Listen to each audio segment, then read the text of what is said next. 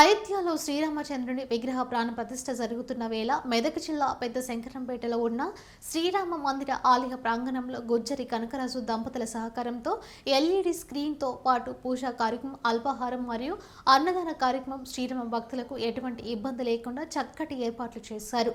అలాగే మండలంలో చుట్టూ ఉన్న గ్రామాలలో కూడా ఎంతో భక్తి శ్రద్ధలతో అయోధ్య రామచంద్రుని ప్రాణ ప్రతిష్ఠ వీక్షణ మహోత్సవం బ్రహ్మాండంగా జరుపుకున్నారు.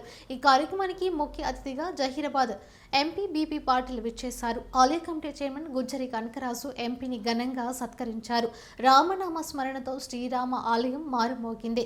కార్యక్రమంలో ఎంపీపీ జంగం శ్రీనివాస్, వైస్ ఎంపీపీ లక్ష్మీ రమేష్, ఎంపీటీసీలు సుభాష్ గౌడ్, స్వప్న, రాజేశ్వరరావు, గంగారెడ్డి, క్రాంతిలాల్, జయంతి రెడ్డి, ఆర్ఎస్ఎస్ కార్యకర్తలు, నాయకులు తదితరులు పాల్గొన్నారు.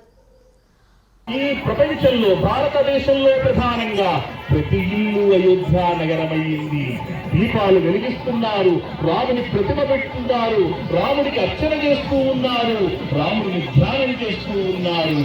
ఏమి ఇంతకంటే కావాలి? త్రేతాయుగంలో రాముని యొక్క జన్మ జరిగినప్పుడు, రాముని పట్టాభిషేకం జరిగినప్పుడు ఏ విధంగా పరవశించిపోయిందో లోకం, అదే విధంగా అదిగో చూడండి ఆ ప్రతిమ. అద్భుతమైనటువంటి రాముని యొక్క ప్రతిమను ఒక సింహాసనంలో కూర్చోబెట్టి అర్చిస్తూ ఉన్నారు.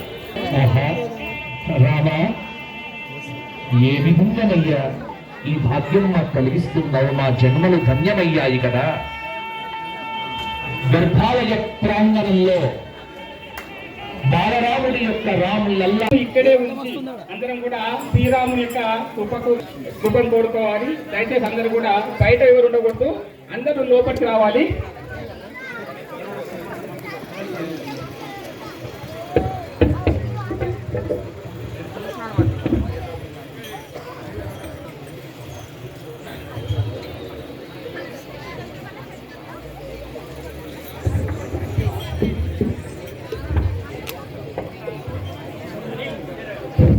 ఇక్కడ స్టేజ్ ముందున్న వాళ్ళందరూ కూడా దయచేసి